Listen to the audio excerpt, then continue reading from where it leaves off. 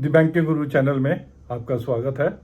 RBL bank की deal जिसकी हमने अपनी एक पहली वीडियो में बात की थी वो ऑफिशियली अनाउंस हो गई है along with the RBL banks quarterly results. इतनी बड़ी डील होने के बाद क्वार्टरली रिजल्ट्स को एनालाइज करने का कोई मतलब नहीं रह जाता क्योंकि बैलेंस शीट अब बिल्कुल ही डिफरेंट फॉर्म में दिखाई देगी। तो better is we focus on the deal जिसमें काफ़ी कॉम्प्लिकेशंस भी हैं और क्लैरिटी भी जिसमें होना बहुत ज़रूरी है। जिनके पास आरबीएल बैंक है या जो अभी लेना भी चाहते हैं, काफ़ी चैनल से लॉट ऑफ इंफॉर्मेशन अवेलेबल हो रही थी, क्लैरिटी भी मिल रही थी, जिसकी वजह से हमने अपना वीडियो थोड़ा लेट किया ताकि अपने व्यूअर्स को बड़े क्लियर टर्म्स में बता पाएँ कि ये डील क्या है और उन्हें आगे क्या करना है। पहले डील को थोड़ा समझ लेते हैं, फिर आगे देखेंगे कि हमें क्या करना है। 26,853 करोड़ एमिरेट्स एनबीडी इन्वेस्ट कर रहे हैं आरबीएल बैंक में। 60% इक्विटी उनकी हो जाएगी ये डील फाइनलाइज होने के बाद।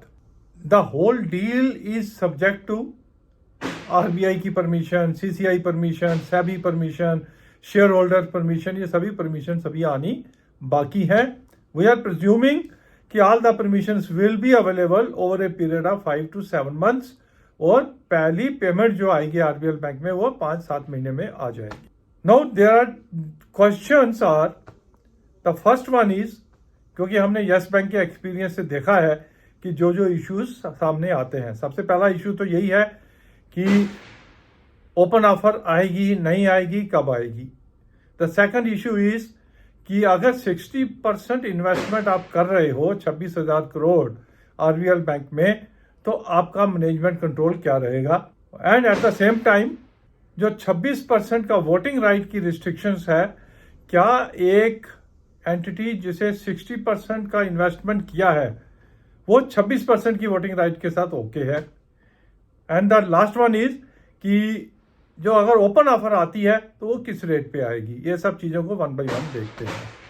सबसे पहला गवर्नमेंट की कंडीशन, आरबीआई की कंडीशन, 74% जो है मैक्सिमम एफडीआई हो सकती है। Now what they are trying to do is कि straight way they will come out with 60% का प्रेफरेंशियल इक्विटी अलॉटमेंट 26,853 करोड़ से हो जाएगा। The moment they do it, that is definitely after all the approvals are in place, the moment they do it, they have to come out with the open offer. Open offer जो है 26% के करीब उनको करना पड़ता है। Open offer भी जो इंडिकेशन आ रही है वो 280 रुपये पे होगा। जिस रेट पे इन्होंने डील की है उसी रेट पे ओपन ऑफर आएगी। अब जितना ओपन ऑफर आएगी से 60% उन्होंने ले लिया, 26% की ओपन ऑफर ये दे सकते हैं। अगर 100% ओपन ऑफर आ जाती है तो 60 + 26 हो गया 86। इन दैट केस जो 60% की जो इनकी इन्वेस्टमेंट है वो उसको रिड्यूस कर देंगे। But practically they are presuming कि ओपन ऑफर 26% की देने के बाद इनको 14% के करीब इनको ओपन ऑफर में आ जाएगा और 60 इनकी रहेगी, 14% ओपन ऑफर में मिल गया तो गवर्नमेंट की 74% की जो कंडीशन है वो पूरी हो जाएगी। वहां तक ये जा सकते हैं। Now the second is management. अब 60% की इन्वेस्टमेंट करने के बाद इन एनी केस 51% है वो ज्यादा करेंगे, 60 से कम भी वो कर सकते हैं। वो डिपेंड करता है कि ओपन ऑफर में कितना पैसा आता है। Now the issue is management. They are very clearly said it, management will be a board managed bank जिसमें इंडिपेंडेंट डायरेक्टर्स 50% होंगे या नॉन इंडिपेंडेंट डायरेक्टर्स 50% होंगे। इसमें वो बात कर ही नहीं रहे हैं कि एमिरेट्स एनबीडी के कितने मेंबर्स होंगे या कितने होंगे, क्योंकि ये बोर्ड मैनेज थिंग है।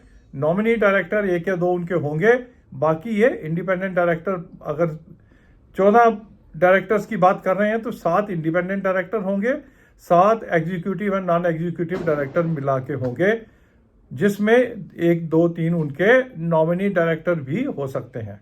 That is the setup they are explaining. Now the third one is कि वोटिंग राइट्स का क्या होगा। क्या 60% इन्वेस्ट करने के बाद एमिरेट्स एनबीडी 26% वोटिंग राइट्स के साथ ओके है? Yes, the NBD is okay with 26% voting rights. तो ये तीन डिफरेंट चीजें लेके चल रहे हैं। वन इज इन्वेस्टमेंट, जो वो 74-60% कर रहे हैं और बाकी के लिए ओपन ऑफर लाएंगे। दूसरा मैनेजमेंट, इंडिपेंडेंट बोर्ड होगा, 50 इंडिपेंडेंट डायरेक्टर, 50 बाकी डायरेक्टर्स होंगे। तीसरा वोटिंग राइट्स, 26% वोटिंग राइट्स के साथ Emirates NBD is okay. Then lastly जो है, अगर ओपन ऑफर आती है तो किस रेट पे आएगी, वो उन्होंने वो इंडिकेट कर दिया कि 280 रुपीज पे ही ओपन ऑफर वो लेके आएंगे। यहां तक हो गया। अब हम देखते हैं हमने आगे क्या करना है। अब देखिए, इतने बड़े बैंक का चेंज ओवर होने वाला है, 26,000 करोड़ रुपया आने वाला है। उसको इन्वेस्ट करने के लिए what they are indicating is कि हम अपना ब्रांच एक्सपेंशन करेंगे, हम टेक्नोलॉजी अपग्रेड करेंगे, डिजिटल करेंगे, इंफ्रास्ट्रक्चर फाइनेंसिंग हम करेंगे और जो एग्जिस्टिंग बिजनेसेस हैं उसको स्केल अप भी करेंगे। ये 3-4 चीजें वो बता रहे हैं। Understand, all these things will take some time to earn profit. 2-3 साल इस सारे प्रोसेस को लगेंगे। ऐसा नहीं है कि immediately they will start earning from the 26,000 crore which is coming for the RBL bank. इसका इंपैक्ट क्या होगा? इमीडिएटली उनकी ईपीएस जो है डाउन हो जाएगी, क्योंकि इक्विटी बढ़ गई, प्रॉफिट उसी रेट पे नहीं बढ़ेंगे, इमीडिएटली उनकी ईपीएस डाउन हो जाएगी और for some period to come EPS उनकी डाउन रहेगी। बट आफ्टर 2-3 ईयर्स जब इनका सारा पैसा प्रॉपरली अर्निंग एसेट्स में डिप्लॉय हो जाएगा तो अर्निंग आज की डेट से ज्यादा हो जाएगी। अंडरस्टैंड दैट कि ईपीएस जितनी आज है उससे भी ज्यादा हो सकती है, क्योंकि सब प्रॉपरली डिप्लॉय अगर हो जाता है। इस सारे से क्लियरली अंडरस्टैंड होता है। आज 300 रुपए पे चल रहा है। ओपन ऑफर अगर 280 की आती है तो एग्जिस्टिंग रेट जो है वो 5-10% नीचे आ सकता है मंडे को। 2-3 साल के लिए अगर आप ओपन ऑफर में अप्लाई नहीं करते हो तो 2-3 साल के लिए बैलेंस शीट में, ईपीएस में फर्दर स्ट्रेस आ सकती है। यू हैव टू, अगर आप इसमें इन्वेस्टेड रहते हो तो 2-3 साल तक इन्वेस्ट रहना पड़ेगा इसमें अच्छी रिटर्न्स लेने के लिए। रिटर्न्स मीन्स आज अगर 300 रुपए पे है, अगर आप सोचते हैं कि ये रेट 500 रुपए जाएगा तो it will happen, but after 3 years with a successful deployment of this 26,000 crore which they are getting through this deal. तो अभी there are so many ifs and buts। अगर आप ऑलरेडी इसमें इन्वेस्टेड हैं, ओपन ऑफर में apply करके निकल भी सकते हैं। अगर आपको 300 रुपए का रेट मिलता है निकल सकते हैं।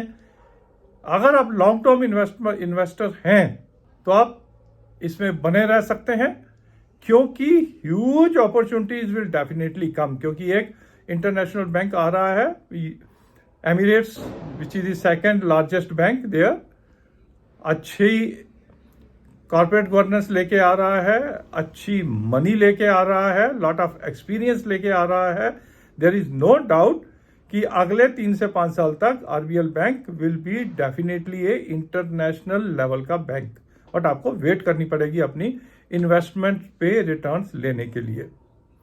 फर्दर इन्वेस्ट करना चाहते हैं, wait for some time to this deal getting settle down, और जहां पर रेट फिक्स होगा आप इसमें जरूर इन्वेस्ट कीजिए। रिस्क क्या है कि आरबीआई की अप्रूवल, सेबी की अप्रूवल, सीसीआई की अप्रूवल अगर कहीं अटक जाती है तो आपकी इन्वेस्टमेंट थोड़ी सी डोलड्रम में पड़ सकती है। क्योंकि अगर एग्जिस्टिंग बैलेंस शीट को देखें तो स्ट्रेस अभी इनमें बाकी है। They have admitted that there lot of unsecured lending जो हुई है माइक्रो फाइनेंस में as well as the credit card में, वहां पर स्ट्रेस है। तो मेरे हिसाब से तो that is one of the reasons कि वो इस डील को पुश कर रहे हैं जल्दी से। अपॉर्चुनिटी मिली है और डील को पुश करके वो अपनी बैलेंस शीट को स्ट्रेंथन करना चाहते हैं। मान लीजिए ये डील नहीं होती है, आरबीआई की अप्रूवल नहीं मिलती है, तो आरबीएल बैंक में दिक्कत हो सकती है। क्योंकि आज की डेट में प्राइस अर्निंग 31 की पी पे चल रहा है, जो बहुत हाई है और अभी स्ट्रेस इसमें बाकी है। ऑल द 3 सिनारियोज अगर आप इन्वेस्टर हैं, लॉन्ग टर्म नहीं रहना चाहते हैं, 280 रुपये की ओपन ऑफर आए, लीजिए, आराम कीजिए, 6 महीने देखिए, 6 महीने में कैसे रेट पैन आउट होता है, उसके हिसाब से आप अपनी फर्दर एडिशन और कर सकते हैं। फर्दर लेना चाहते हैं, डाउन आता है, आप उसमें ले सकते हैं। अगर यहाँ से बढ़ जाता है, 300 से ऊपर चला जाता है, देन इन्वेस्टमेंट अगर आप करते भी हैं तो it will should be 3 to 5 years investment. Immediate investment उसमें हो सकता है, रिटर्न्स उतने ना मिले। This is my understanding of the whole deal depending on the information available as on date. इसके बाद फर्दर क्लैरिफिकेशन, फर्दर इंफॉर्मेशन आती रहेगी, हम आपके साथ वो भी शेयर करते रहेंगे। अगर आपका व्यू इससे थोड़ा डिफरेंट है, you can get back to us, we will try to explain it further, और we will, if you have some information which we don't have, definitely we will like कि आपके थ्रू हम अपने बाकी subscribers के साथ भी उसको शेयर करें। Thank you for watching an update on RBL bank deal.